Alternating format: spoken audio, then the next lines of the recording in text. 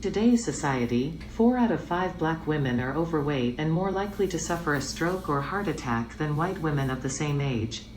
But the repercussions aren't just physical. Studies now conclusively connect racism with both physical and mental health, and statistics show that black women are disproportionately affected by anxiety and depression.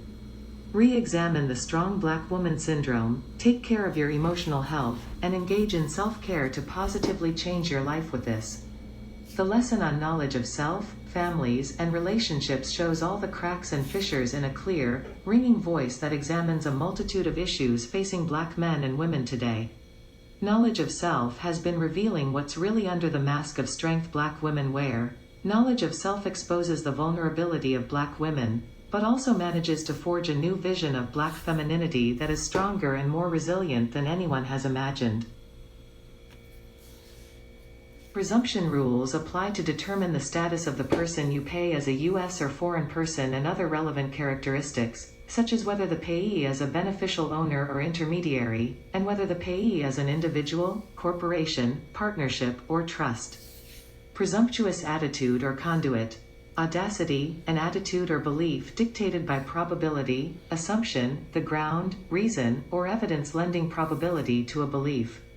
A child born of a husband and wife living together is presumed to be the natural child of the husband unless there is conclusive proof it is not.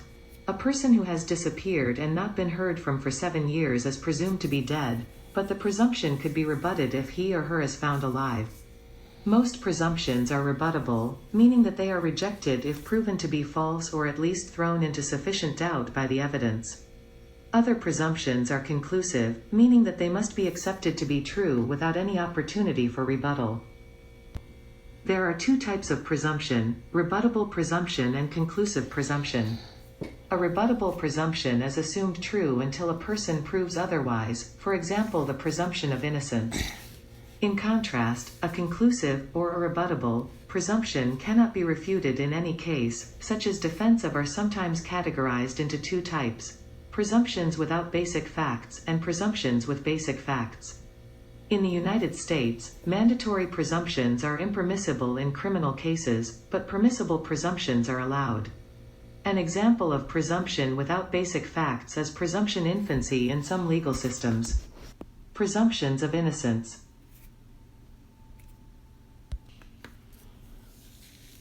Been astonished as to how so much literature has been misinterpreted by historians who are not trained in the natural sciences in the fields of paleopathology, medicine, etc. Much has escaped their eyes. Unfortunately, when someone writes a history of years past and a statement or theory becomes dogma, it is very hard to break it. Because of this, we have missed an entire new page of man's history, and because of it we are sinking in our very blindness. The ancients tell us this is what the gods intended, but there were others who did not intend this, and as Confucius said, cognizance was the salvation of man. Let us close with the preface to the nature of the gods. If it is valuable to follow out a single line of argument, how much more valuable must it be to follow out all of them?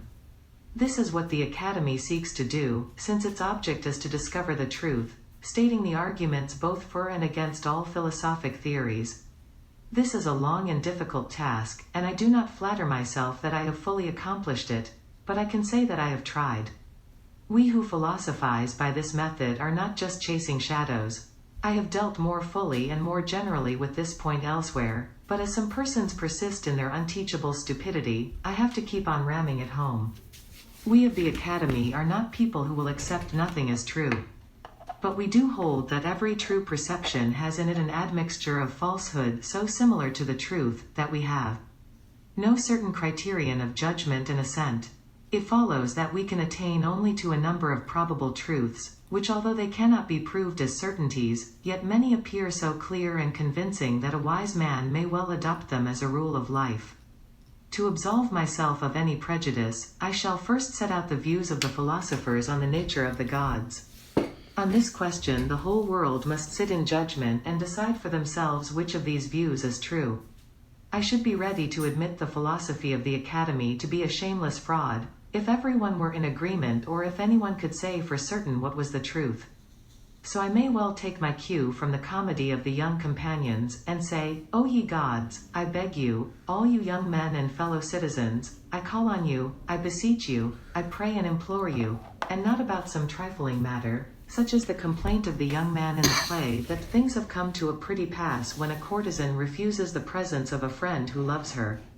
No, I am asking everyone to come into court, weigh up the evidence, and return their verdict as to what we are to say about religion, piety, sanctity, ritual, faith, the taking of oaths, about our temples, our shrines, our solemn sacrifices, even about the auspices over which I myself preside. All these things depend upon the question of the existence and nature of the immortal gods. Surely even those who believe that they have attained certainty in these matters inust feel some doubts when they see how widely wise men have differed about so crucial a question. So you see the widely wise of the Blumrichs and Chatelaines had to debate with the Sagunites in those days too. This for me has also been a long and difficult task, too, and its merits and failings are all mine, but I have longed to know the truth of 10.